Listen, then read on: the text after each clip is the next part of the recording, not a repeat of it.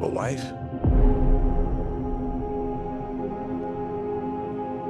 A son? And then what? I want to start firstly with the idea of change, changing when you leave and you're gone someplace for quite some time. In your opinion, and the answer might be this project, what has been the biggest change that you've seen in yourself from the moment you left to go start filming to the moment you came back after the project wrapped? It's probably this one. Yeah. Yeah, just because it was such an undertaking. It was such a big, ambitious project, and bigger than anything I've ever done, and required so much of so many people. You know, and to get that many people kind of rowing in the same direction, it was just the best feeling. It was unbelievably challenging to coordinate this, and Chris does everything practically, so it's the way we would have done it 80 years ago. Yep. And there's such joy in that. Action! You know, to do that day after day and week after week and month after month in all these different countries and all these really challenging locations was a terrific feeling. You mentioned the rowing. I've done one row class and I was sore for like a week. I don't know, there's a lot of rowing in this. My guys were, you know, and that cast, you know, because we were together for the whole movie. Those guys were awesome. They worked so hard. They were never complained. You know, they were really, really great teammates. Do you feel like sometimes you get all the credit for all the work you did, and these guys need That's why I'm uncomfortable with people saying, "Oh, you did," because Right. I'm like, there was nobody who. I mean, I feel like we all went through the same thing. We were Right. all on the top of a mountain or out at sea or in the weather. You know, the cast and the crew, it felt a lot more like an expedition than a movie. Right. You mentioned that this came at kind of the perfect time in your life. What did you mean by that? I think a role this kind of hefty and being done in this way, and Odysseus is such a phenomenal character. It helped that I'd lived as much of a life, Yeah. you know, to play him, and it just felt like everything I've done was leading up to this movie. While you're gone, there are all these suitors after Penelope.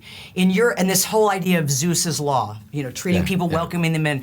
In your opinion, what is the appropriate time for a guest to stay at your house? Well, Is a week too much? Like, what are... No, it depends on the guest. Okay. It depends on the guest. Some people are welcome for as long as they want to stay. Because these guys never... I'm like, They these never guys left. need to go. Those guys Yeah. were, you know, they definitely needed to go. Congratulations. Thanks, Terry. I could take this role. Congratulations. Thank you. I mean, on everything going on in your lives. Not Thank just this. you. 2026, huh? It's the year of... How do you A combine lot. Hathaway and Holland? Holloway. Yeah, Holloway. It's the year of Holloway, basically. I like Holloway. I like Holloway. That's a good name. I like that. Promise me you will come back. What if I can't? I want to start with you, Anne. If you're Penelope's friend, Okay. at what point do you recommend she probably does need to move on? I mean, it's if she asked my advice, because I don't know that she's necessarily asking, and I'm not the sort of friend that just kind of like goes in and be like, here's what you should do. Right. My question for her is like, you sure he's worth it? Yeah. You sure he's worth it? And I think to her, she is. I don't think everybody could do it. And I don't think that everybody's worth doing it for. But these two, they got something special. You have played many characters where you kind of have to grow up on screen and grow up somewhat quickly. In this, obviously, you don't have a father who's around. I know how close you are to yours. Yeah. What's the best advice your dad's ever given you? Oh, wow. The best advice my dad has ever given me. I mean, it's endless, really. And a lot of what he does is in the way that he just raised us as kids, you know. I mean, he was so present and, you know, he's always been so supportive. I love the way that he's loved and championed my mum since we were kids. I think that's always been something I've really looked up to. And, you know, I always talk about how the best advice sometimes isn't advice given. It's like advice observed. Yeah. You know, and seeing, you know, my dad is very special. Yeah. I want to ask about the idea of going somewhere and coming back a changed person. And obviously he's gone for 20 years. Out of the projects you've done, and it might be this one, I'm not sure, what has been the project where you might argue, I have been changed the most, and people would recognize that change between the moment I left to start shooting to the moment the project wrapped and I'm now coming home? I'm lucky. I'm at an age where I've had that experience more than once. But I think the first time I felt it was on a film that I'd made with Jonathan Demme called Rachel Getting Married. People say they just word a lot, unapologetic. And I just remember that was the first time in my life where I felt unapologetic, that I was gonna have the experience that I wanted. I was gonna have the experience that I knew the part deserved, that Jonathan Demme's faith in me, I wanted to, step up and be what he needed. I'd probably have to say this movie, to be honest. I've been so lucky in my career to have worked with some amazing people and played some awesome characters and, had wonderful experiences, but nothing has ever quite been like this. Working with Chris and working with this amazing cast and fantastic crew just gave me so much confidence in who I am as a person and my ability as an actor, and I feel like I'm sort of starting the next chapter of my career. Telemachus, to me, feels a little bit like the last time I'll ever get to play a boy. Like he's a 16-year-old kid when you meet him in this film, and I really try to find ways to be as young as possible when making it, and I'm so grateful that kind of feels like the bookend of that first chapter you of went on my such a career, high. and then I get to see what comes next. Hi. Hello. Good Nice to to see see you. you. Congratulations on everything. Thank you. I'll start with you. Your look, this blind faith. Literally. Yeah. Oh, yeah. No, Good chosen words. Yeah. What drives him, do you think? My character Eumaeus is, as Chris told me, the most loyal character in Western literature. So I had a lot to live up to. How do I portray that? I know Odysseus is like my surrogate son, and then I had I was visually impaired, and so they gave me context where I couldn't see. So I studied a friend of mine who's legally blind, and tried to incorporate all those things. Your character is interesting. There's not a ton of dialogue, but man, do you say you carry the weight of what he's going through on your face. And I know you're an incredible actress, but is there an art when you don't have a ton of lines to work with to pulling that off? Well, to be fair, I think I had a lot to work with. I was across from beautiful scene partners, and I think just also the beautiful landscapes that we were in and the world that was built in front of us. It didn't take much for me to be quite emotional and be quite connected to the moment. So yeah, I think that was kind of the privilege of the places that we got to see and the scenes and the people that I got to share it with. I think I was pretty open. Yeah. Were you ever like to Matt, how was your day on the water? I'll see you on the beach. Yeah, no, literally. Yeah, no, it's astonishing. You show up and you see some of these, places I think Wow, they've been saying. I never would have been able to explore or even know existed. Right, because they were far off. They weren't like the typical tourist places. Right. They were like in the other side where the tourists don't go, but they were beautiful for the movie. That idea of leaving and coming back years later a changed person. The answer might be this project, I don't know, but is there a project in your lives where you would argue you saw the biggest change in yourself between the moment you left to go start the project and the moment you came home? It's a deep question. I know. It's good, yeah.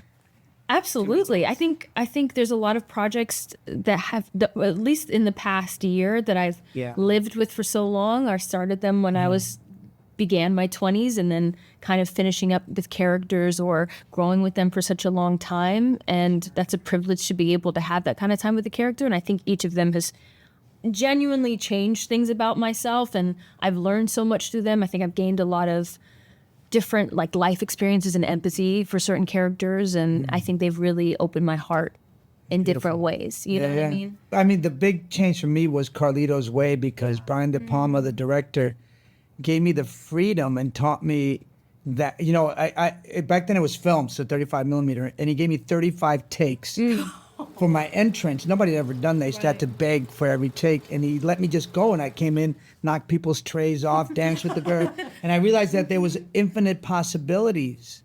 And so that changed me completely for film acting for the rest of my life. I know she's about to wrap me. Are you able to enjoy a Christopher Nolan movie like we are able to enjoy it when you've been in a Christopher Nolan movie?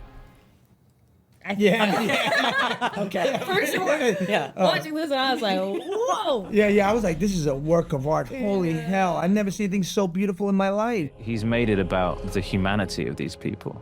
Having been a fan of his movies before, but they still just they sweep you away in into this incredible world. Your characters, they shoulder such weight and grief and trauma, but they do it in different ways, and you don't have a ton of dialogue. So you have to somehow portray two women grieving their own thing in very different ways without saying a whole lot. What is the art to that? Well, that's the beautiful challenge, economy, I think. And I love that Chris was interested in not just the story we know, but the subtext, you know, the context of these things, and looking where we haven't looked before, considering Helen after the war, you know, and the effects of the war on Clytemnestra. For me, this was the first time that I was being exposed to the Iliad and the Odyssey. And it's just such a wealth of story. Yeah. So it was fun. It was fun to do all the research to get ready. Is fun a word you would use to describe what you went through? Because everyone's talking about what Matt has. You're right there with him. I mean, Yeah. It was fun though. That was the crazy thing. You know, it was hard. I won't lie. There were many challenges physically, but we all knew deep down it was going to be worth it because it's Chris. It's the movies he makes. You know, it's going to be special, and the experience was ultimately exhilarating. Yeah. We'd go through some of these, you know, difficult moments, be it like in the water or climbing up a mountain or, you know, all of these things that we got to do. And then they'd call cut and we'd just look at each other and laugh. Right. And you're like, this is crazy what we're doing, but we're making a movie, you know. Yeah. There's a helicopter flying over with like an IMAX camera strapped to it. It's a thrill beyond anything, you know. It's you know, for me, I was like, this is what I wanted to do as a kid. I wanted to be in the movies, and I'm in the movies. So what have I got to complain about? You know? And you're like, if I never see a boat again, I'm good. I don't need to go. I don't need to go on our lake cruise trip for like another. Help me go home. One of his talents really is the ability to think on his feet, whether it's a little bit deceptive or not. And I'm wondering, with everything you had to deal with, there had to have been a day where the ability to think on your feet and quickly come up with a solution that happened, or did it? Well, to be honest, it's hard to give an example of that because as a director, I don't act, I don't shoot the film, Right. I don't record the sound. You know, all I do is think on my feet. You know, so Yeah. that problem solving that you describe, and yeah, I mean it's an attribute of the character of Odysseus. It was a strong point of connection for me with that character because, yeah, he's a problem solver, and as a director, you have to be a problem solver. That's really what you're there for. The answer might be this film for you, but the whole idea of leaving one way and coming back years later very changed. Yeah. What has been the biggest change, maybe that your family or friends have noticed in you on a project from the moment you left to start it to when you finally came home after it wrapped? That's a hard one to answer. I mean, Emma and I, you know, Emma produces the films. She's my wife as well, and we've always dragged our kids with us. In fact, all four of my kids worked on this film actually. So, that's great. you know, we've tried to keep the family unit together over the years as we go around the world and do these films. But certainly, I noticed a lot of years ago that, you know, when we would get towards the end of a shoot, we'd then finish the film, edit the film, put it behind it, and then I would see somebody I hadn't seen since the shoot, and they'd go, wow, you look a lot more rested. You look, you look younger than you did 6 months ago. So, yes, you go through a lot doing films, but it's just a great joy and a great privilege. But they are life experiences, and you do come out of them sort of changed. And how cool that you're able to share it with your family in that way. I was actually going to ask you, because I know you've kind of popped them in as little cameos here and there. Yeah. Where can we see them here? Are they at the feast? Are they one of the suitors? Like, where are they? Behind the camera. They're Okay. working on That's the film. great. Yeah, different departments. And they did very well. Travel is my passion, and I missed you guys in Iceland by maybe 3 weeks. I was so bummed. Are you able to, I know you've been to Iceland many times, but when Yeah. you go to these great locations, are you able to actually enjoy them? Or are you all work when you're on set and doing the research? Or You know, it's all work, but that's what I enjoy. I'm not a very good tourist, in truth. You know, I go to places. I love to travel, but I love to travel for work. And one of the great privileges and joys of my profession is I get to travel around the world and go and see extraordinary things and have extraordinary access. You know, you're up in helicopters over a city, or, you know, you're seeing, you know, in a cave that nobody's looked in for years, or you're walking around on a glacier, you know, those kind of things you wouldn't get to do in ordinary life. So it's all work, but it's an incredible way to see a place. It's an incredible way to really engage with a place. And then when you're filming, you know, you're really trying to hone in on the essence. You're trying to photograph the essence of a place. And so you're very connected with it in a really cool way. If I don't see a boat for another 3 weeks, I'll be thrilled. Like, I'm not there, but I'm on that boat with everybody. Yeah. That was incredible. Well, it's a while. I haven't been on a boat since. And I could go a little longer before I get on a boat again. I'm sure most of the cast feels the same way. So the family cruise might have to be pushed back. Might have to, maybe something on dry land first. I know he wrapped me. I'm at Harkins theaters watching this. Do I go with the Trojan horse popcorn bucket or the IMAX bucket, or what bucket? I like both buckets, but and the IMAX camera bucket is cool. It's pretty unique, pretty special. But the horse is fun too. I think it's asleep.